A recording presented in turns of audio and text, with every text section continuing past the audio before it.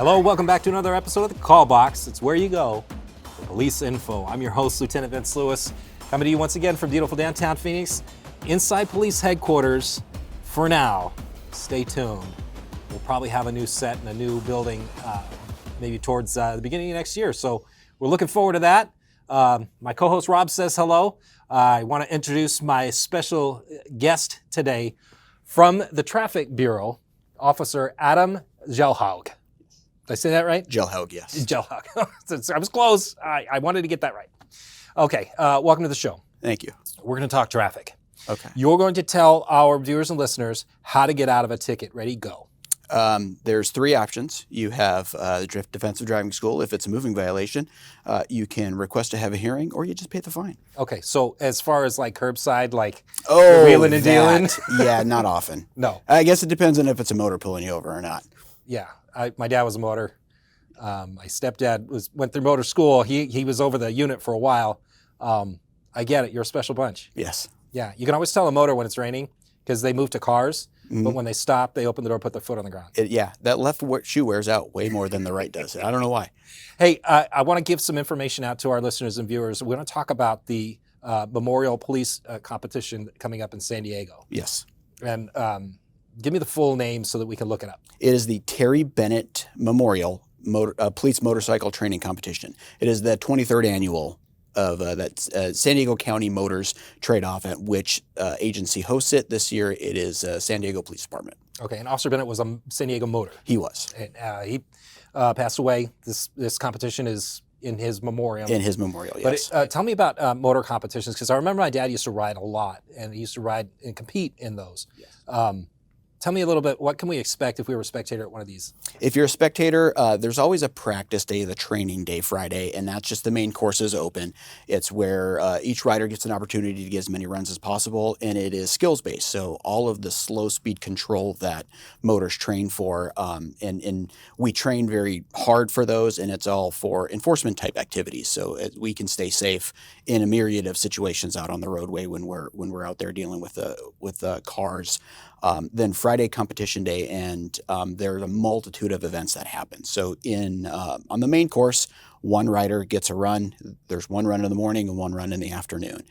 In this particular competition, they do the best run ever. So it doesn't matter if it's your first run, second run, you can completely screw one up. And then they rank 1, 2, 3 per motorcycle class, and it depends on just who shows up.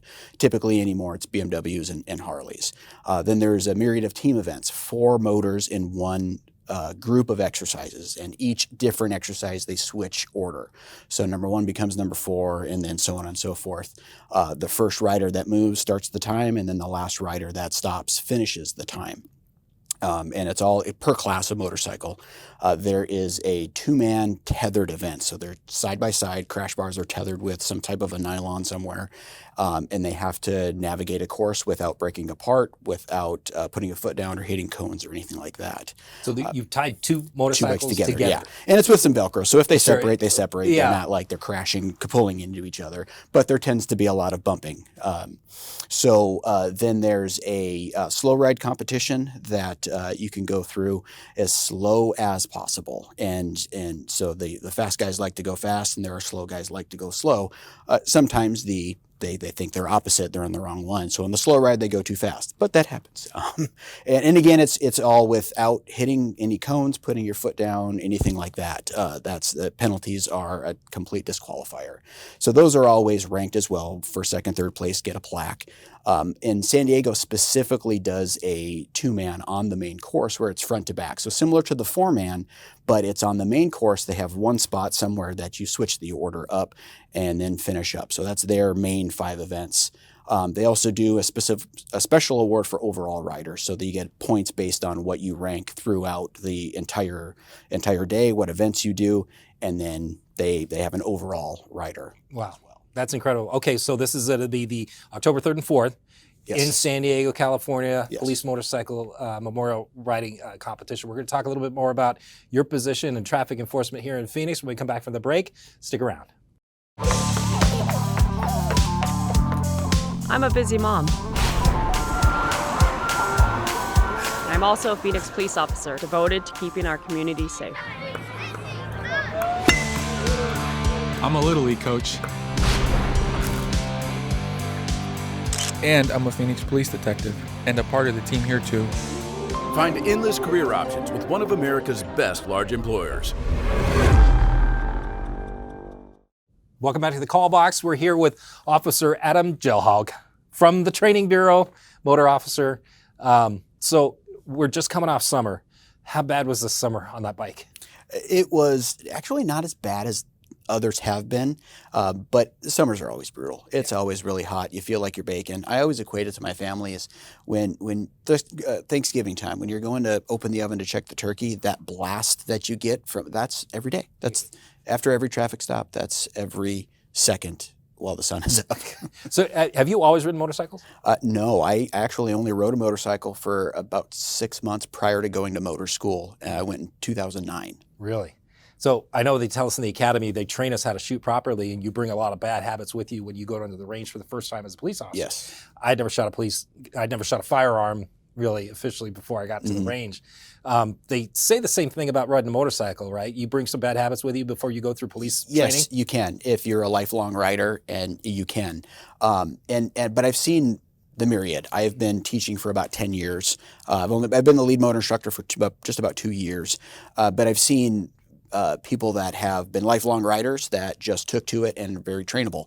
Then I've also seen people, lifelong riders, that could not break some of their habits, and they didn't even know they're doing it. It's muscle memory. It's really muscle memory for them, and it's hard to get somebody to stop some of those things because you don't think about your foot dangling off and maybe catching a curb or catching something, and that's what people like to do is drag their feet while they're getting off. That's something we yell at all the time. Yeah, it's probably just a reaction that we think we're helping ourselves out. Correct. Yeah. Or if you're going to crash, yeah. Put your foot out. Yeah. You just finished motor school, didn't you? Yes. How did that go? Just last week. Really well. It was one of the largest classes that I've had and that we've had in a long time. We started off with 10, and unfortunately we only were able to finish with 8. How long is motor school? 3 weeks. 3 weeks of probably some classroom, but more or less intensive skills training and things like that. Some of that stuff you'll see in the competitions, right? Yeah, some of the exercises are all very similar to what we teach as far as the cone patterns to mimic hazards on the roadway. Okay, but one of the exercises that we love to watch, Yes. you do it right here outside of police headquarters. There is, I don't know what degree hill that is, but it's a downward degree. It's almost 45 degrees Pretty off close. the loading dock, and you make our motors applicant or potential motor students ride a motorcycle in a figure 8 pattern at a downward angle and try not to put down the bike. Is that Correct. right? Yeah. So there's actually multiple. We make them do 180s each direction, left and right, 360 each direction. And then the figure 8 is fairly easy compared to it's a lot easier than just the 360 because it's not a full, you're not staying in that turn the entire time. But the bigger issue is there's wall and curb and railing there, and that's it's about the same size as some of the exercises they will see on the qual course, but it's no longer a cone. Now it's a hard wall. Yeah. It is something and then it gets in their head. And the degree of angle, we've already showed them how to do navigate and incline out at the driving track and in different areas that we can. It's just looks different, and we're of course at headquarters, so they think somebody's going to come and watch them. And they're being watched. They're usually watched. So that's incredible. So some of the stuff that I've seen on motorcycles, it really kind of blows my mind. But you mentioned you've been riding and teaching for about 10 years. We just finished a motor school. How does your world change on the road when you're on a motorcycle versus in a patrol car as a police officer? As an officer, we try to tell them they're motorcycle riders first because it's their safety on the road. The biggest safety that we have is our helmet, and with everything else is soft gears, with ballistic vest, gloves, stuff like that. There's no airbags. There's not anything else to absorb crash if you were to get into a crash. And so it's definitely a lot more intense, a lot more dangerous just driving around. And now we add enforcement onto that. So you have to be watching out, making sure you're safe, but then also looking for violations of traffic law on the road to actually do our job, what we're actually getting paid out there to do. Yeah, I would argue that and I think I've heard Rob say it too, is that you guys are some of the most high profile out there enforcement police officers. A lot of people don't have day-to-day interactions with police unless they're in a traffic setting, and it's probably likely going to be during a stop for something as, I guess we could it's important, but it's often speeding. And that's Yes. probably the only interaction that that person may have, A unless lot of they're times- involved in some things that they shouldn't be. Yeah, Their correct. idea of interactions with police is going to be you're getting pulled over by a motorcycle cop for speeding, right? Absolutely. A lot of times that's it. When I pull somebody over, they said, this is the first time I've ever been pulled over. And a lot of times I like to joke, oh, this is my first time too. We'll get through this together. But Yeah. Awesome. You got to keep that sense of humor. Yes. And you, like I said, you guys are a weird bunch on the bikes. First of all, being able to go out there and do that like you have, and then just brave the elements while you're doing it. So there's not that many of you. correct. Comparatively, staffing challenges notwithstanding, there's not that many motors, but we do have quite a bit. So you guys have to be real choosy about where you target your enforcement efforts, right? Correct. It's complaint based, but you'll go out there and you'll put the trailer out there. Explain to me a little bit about how you approach a 4-week traffic enforcement program. So yeah, the locations get decided. A lot of it is complaint driven, and it's where the lieutenant and commander above, it's where they would like us to deploy, with a lot of input from the sergeants and then the officers on these are the areas that we notice that are the higher speeds or the higher impact areas that we can hit. The trailers go out there first and it records all the data that we set for what the violation is over the posted and all that kind of stuff. They get pulled, and then the motors, the enforcement guys, go out there and do the enforcement and we try to see what impact we have that following week. They go out there for at least 2 weeks, and then the following week they like to we put the trailer out again to see what happened, to see if it's actually working or not. It seems to be working pretty good in a lot of the places that we deploy. All right, so real quick before we end, what's the craziest or most interesting or memorable excuse you've gotten for a traffic violation from a driver? It's probably that I had to poop. All right. It's usually it. Life happens, Yes, right? Yes. Well, I want to thank you, Officer Adam Gjelhaug from the Traffic Bureau, motor officer extraordinaire and instructor for 10 years, Yes. teaching our finest motors out there how to stay safe on the roadway. And I really want you to stay safe. And I think a lot of our viewers and listeners out there want the same thing for you. It's a crazy situation. It's unique for you guys out there being exposed to the elements like you have been. But I appreciate you're out there. I know that our viewers and listeners do too. So thanks for coming on the show. Thank you. I just want to remind everybody out there that you too can help solve crime in your community by sending tips to Silent Witness. Visit silentwitness.org and call 480-WITNESS. Visit us on all social media platforms. We are hiring. Go to joinphxpd.com and check out some of the wonderful opportunities. Maybe you're a future motor. Who knows, right? Get out there and figure it out. Find out if this job is for you and be a part of the solution out there. Until next time, be safe.